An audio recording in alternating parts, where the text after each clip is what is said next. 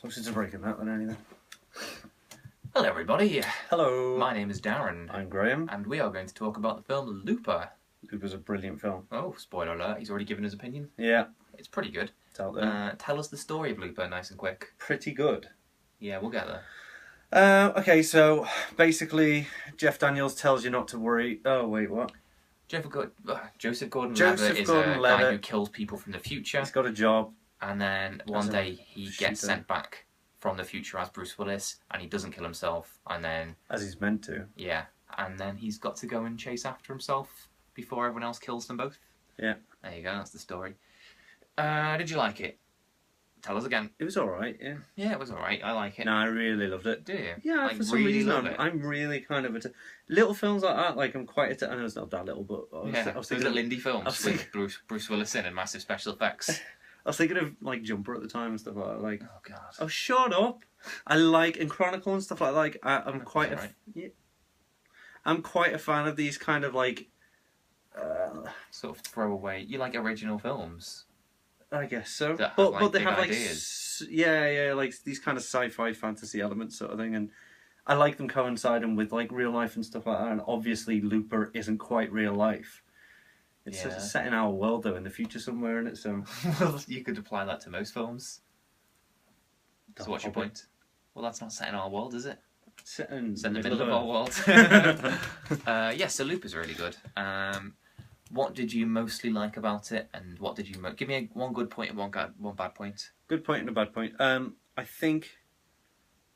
I mean, it's been a while since I've seen it. All right, let's not ask you a question then. I like... Alright, the good point is the whole... Jeff Daniels telling you not to worry about time travel thing, like it. And the bad point is the whole Jeff Daniels telling you not to worry about time travel thing. How clever is that? Well, I sensed you were going to do a massive pause, so I thought I'd bring it in. Okay. But why do you think that's a good point? I think it's a good point because it removes any... They've got free reign then to play with time how they want, obviously within reason. Before it gets ridiculous. The BBC film critic said that bit was a bit like that bit in The Spy Who Shagged Me, where Basil Exposition turns to the camera and says, "Don't you worry about it either, people." yeah.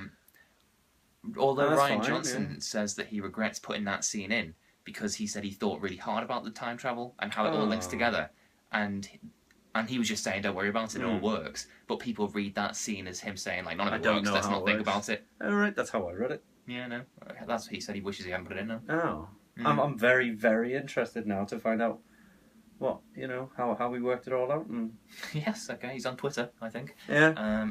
I'll go and ask the father of time travel then. Oh, I don't think he is. Oh.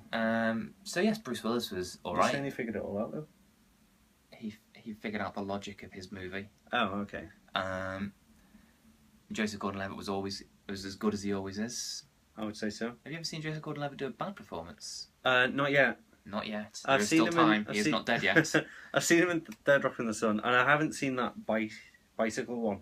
Oh, Rush. Is that what it's called? Could be. Yeah, something like that. With Michael Shannon as the baddie. Yeah, that's right. Yeah. He's just like a delivery boy or something like that. Yeah, Korea. Yeah, that's his career. But does he live in Korea? I think so. Trying to get out of Korea on a bike. Well, using his career as a courier. Good. I was enjoying that, and you ruined it. Sorry, by not laughing. Yeah. Yes, it's good. Bruce Willis is good. I like Toils. Yeah, I like how it has sort of Western influences, as in the genre, not our part of the world. Right. Like the people who are in the future wear big hats. It's very cine literate. Yeah, I was thinking about it the other day. I was wandering the streets, and I wasn't in my soundest of minds for whatever reason. And I was thinking about Looper and how I would have written it, or what I would do if I went back in time like Bruce Willis does. I was thinking, like, I mean, would it be the worst thing in the world to just have sex with yourself? Because I should have seen this.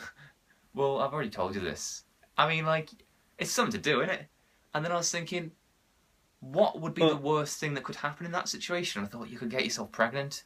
Then I thought, no, that's not possible. Think that one through again. And I thought you could give yourself AIDS. If you got AIDS in the future, then you went back in time and had sex with yourself, you could give yourself AIDS, and that could be how you got AIDS in the future.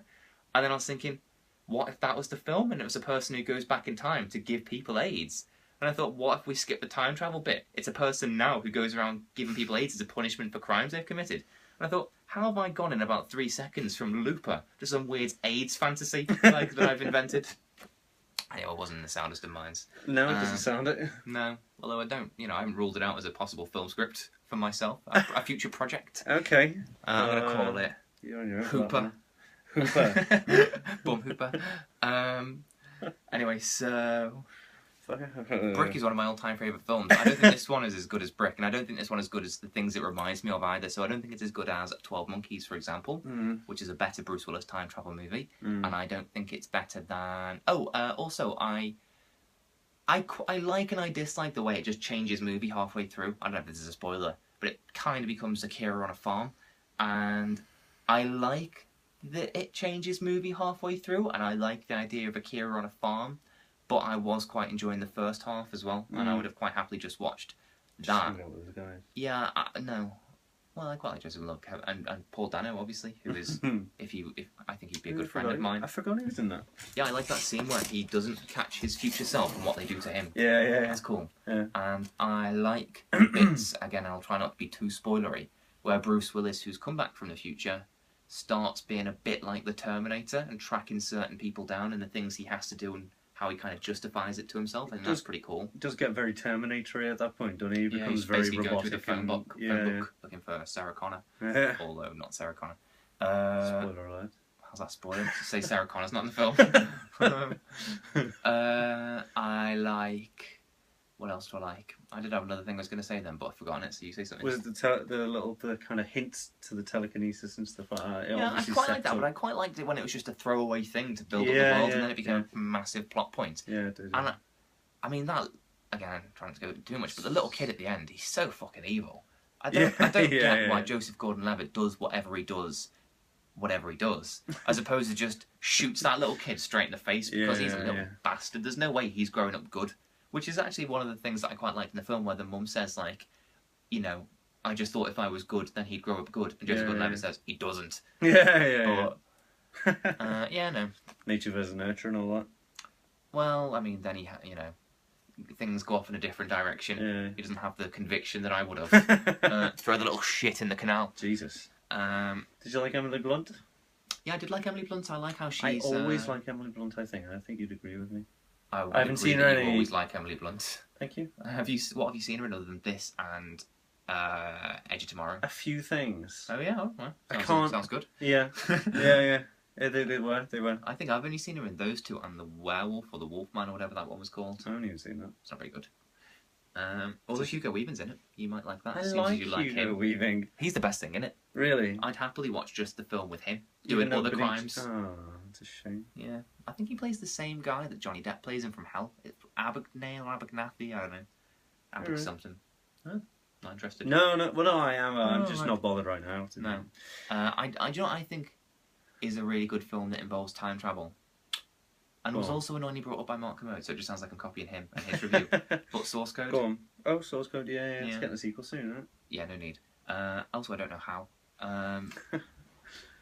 Well, actually, there was people saying, like, it would... it's just people on the internet, just random people, saying that it would work really well as, like, a TV series. No, it's fine as a film. Do you think so? Yeah. I like the idea of being used as a... I'm getting sick of just... Why can't we just have things? I Why do we have agree. to have lots of things from those things? I agree, but I think that idea would work very well as a... Why? As an ongoing thing. Like Quantum Leap sort of thing. They're bringing that back as well. Are they? they? We don't have anything new. There's no point in having anything new. We've got everything that's good that we need. We're saying that we like Looper. That's original. I mean, it borrows from like we're saying, Akira, Terminator, and whatever else. It's like Christianity. It's an amalgamation of every other popular thing at the time. Yeah, but at least it's original, vaguely. Yeah. I bet we get a fucking Looper TV series at some point. That'd be so cool. Would it though? And you can buy little levitating coins for your hand. Well, that'd be cool, but that's nothing to do with watching films. That's having magical powers. Something for that. No, the coin is magical. Yeah, that's not fine. You. Well, it's the same difference, isn't it? Yeah, I suppose so. Anyway, we've got anything interesting to say before? Well, I don't think we said anything interesting yet, to be honest. I don't know. I sort of gave away my AIDS film. You did, to be fair. You're not going to be able to capitalise on that. Somebody else has got the... Don't steal it.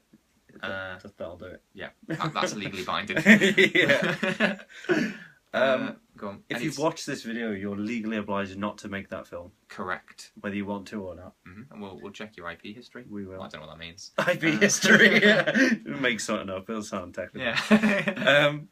I can't think of 10 minutes. So. I liked. Oh, has it? All right. One last point. I liked the kind of old timey feel of certain things. Oh yeah. Well, I mean, Joseph Gordon-Levitt had a kind of noirish kind exactly. of look about him, but that's what Like Jeff Daniels said. You know, dress original. The movies you're copying are just copying other movies. Right. So Yeah. I'm guessing that he's kind of copying a Tarantino-esque black suit, white tie, black suit and black tie kind of thing, which is obviously. It's like the blunderbuster stuff as well. That's pretty cool. Yeah, just stuff like that. Oh, that was the Western thing with the massive revolver. Right. So it was like a revolver and a hat. That's all you need for a Western. To be fair. Anyway, I really like that scene where Joseph Gordon-Levitt ages into Bruce Willis, and it basically goes Joseph Gordon-Levitt with a bit less hair, Bruce Willis with a bit of hair, Bruce Willis with no hair. That's like the 4 stages of aging. Of evolution of Bruce Willis. It wasn't even sort of like, you know, CG effects like merge their faces. It was just Joseph Gordon-Levitt, definitely Bruce Willis. Who's that man dressing up as that character we've been watching? They tried a little bit. Come on. Yeah, I think Joseph Gordon-Levitt's makeup is amazing, but that scene and his acting as well, like acting just like Bruce Willis, is like not done the other way around. Like he watched all that's old what DVDs. I kind of thought. Well, I don't think he did. I think he said he watched new films like Sin City and then imagined what Bruce Willis would be like younger based on that, rather than just trying to do an impression of a young Bruce Willis. Well, that's pretty clever, to be fair. You would have thought Bruce Willis would try and meet him in the middle and do an older Joseph Gordon-Levitt. But apparently not. Lazy old man. Lazy old Maurice. Anyway, so that's Looper in 10 minutes, what have you. Alright. Bye, everybody. Bye, guys. Right, next. You're very cutthroat these days.